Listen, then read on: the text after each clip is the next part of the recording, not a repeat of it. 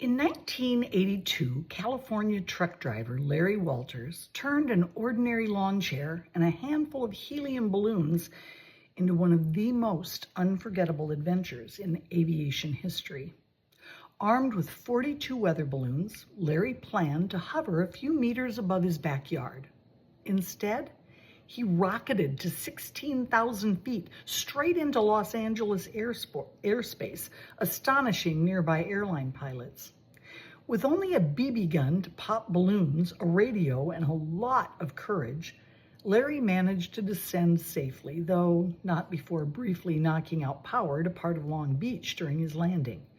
His legendary call crackled over the radio.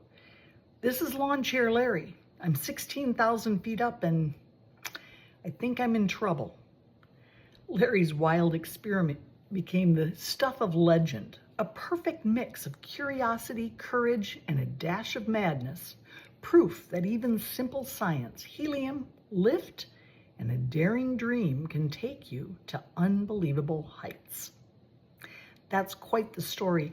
I vaguely remember hearing about it, but that was the year our third child was born, and I was in a very different headspace. Good old Larry had a dream of just hovering in his backyard, and instead, he was taken to heights he never imagined. Good thing he brought that BB gun and the radio. There was another story I read yesterday about a woman named Helen Taussig, who grew up with dyslexia so severe that the letters seemed to swim on the page. Still, she learned to read, and while her classmates breezed through books, Helen had to fight for every single sentence. In her 20s, another whammy was delivered when Helen's hearing started to fade.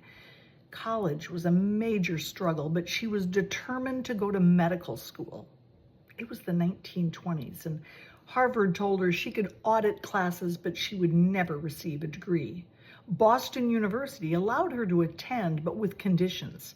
Sit in the back, don't speak to male students, and remain invisible.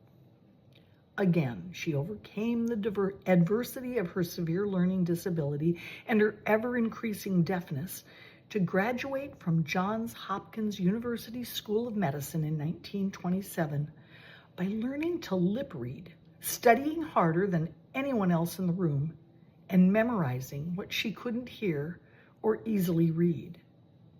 The 1940s found Helen working at Johns Hopkins Hospital, specializing in children born with heart defects. There she witnessed something heartbreaking. Infants turning blue, their bodies starved of oxygen, dying within days or weeks because their hearts couldn't pump blood properly. It was called blue baby syndrome. There was no treatment and no hope. This infant disorder caused Helen to develop a theory. What if they rerouted blood flow around the defective heart structures? Heart surgery on a tiny baby was a radical idea at the time. It seemed impossible. Undeterred, Helen brought her vision to surgeon Alfred Blaylock and surgical technician Vivian Thomas. Together, this team spent years perfecting the technique. And in 1944, they performed the first successful Blaylock-Thomas Taussig shunt on a dying baby named Eileen Saxon. The child's blue skin turned pink, and she survived. Dr. Taussig went on to become the founder of pediatric cardiology, the first woman to become a full professor at Johns Hopkins, and a fierce advocate for children's health. When thalidomide threatened to be approved in the United States in the 1960s, it was Helen who investigated, discovered its dangers, and prevented a tragedy. She received the Presidential Medal of Freedom from LBJ in 1964 and was inducted into the National Women's Hall of Fame in 1973. But perhaps her greatest achievement was simply this. She proved that the world's assessments of our limitations are often wrong. The girl who couldn't read became a doctor. The woman who couldn't hear listened more carefully than anyone. Helen Taussig, didn't just overcome barriers. She turned every obstacle into a reason to push harder, see clearer, and care deeper. And because she did, thousands of children got to grow up.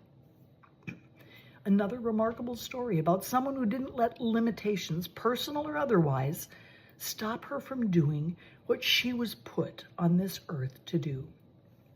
In Lecha, after Abram's journey away from home to a place God would show him, after his perilous lie to Pharaoh about Sarai being his sister, after his split with his nephew Lot, who chose to go south while Abram settled in the north, and after the war in which Lot was taken hostage and Abram had to muster a small army to rescue him, God came to him with this message.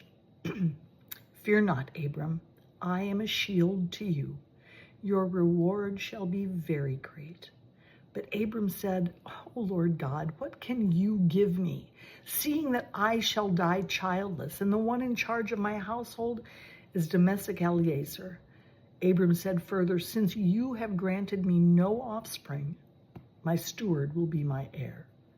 The word of the Lord came to him in reply, that one shall not be your heir. None but your very own issue shall be your heir. God took Abram outside and said, look toward heaven and count the stars, if you are able to count them. And he added, so shall your offspring be. And because he put his trust in the Lord, God reckoned it to his merit. Genesis 15, 1-6. This was actually the third time that God encouraged Abram with promises of offspring. In Genesis 12, he told him he would make him into a great nation. After the split with Lot a few years later, God told him in Genesis 13, 14-16, raise your eyes and look out from where you are, to the north and south, to the east and west, for I give all the land that you see to you and your offspring forever.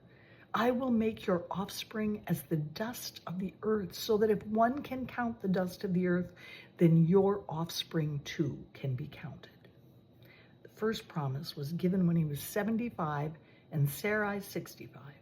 The second came well after that, and this third promise, standing outside his tent, looking up to the stars, came when he was nearly 90 years old.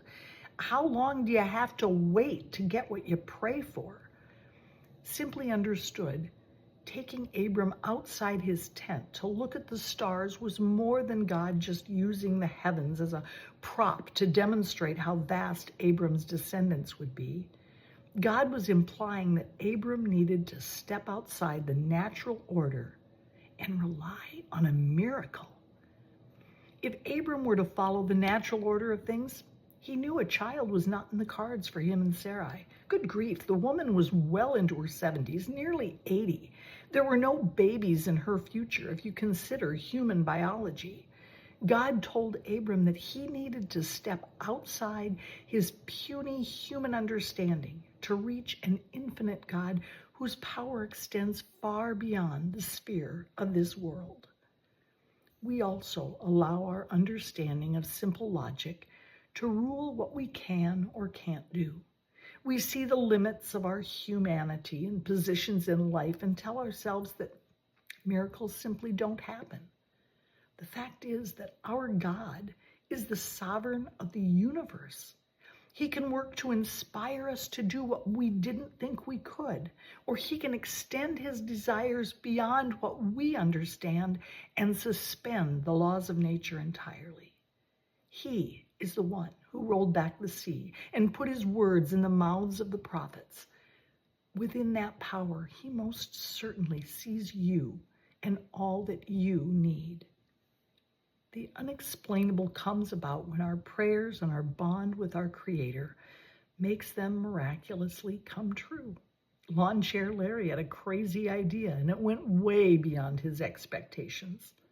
Helen Taussig had severe obstacles in her way, but she was responsible for saving generations of babies from death. What's holding you back? What dreams or expectations do you have that don't seem to be coming to fruition? It was 25 years before God made good on his promises to Abram. How long are you willing to wait for an answer to prayer?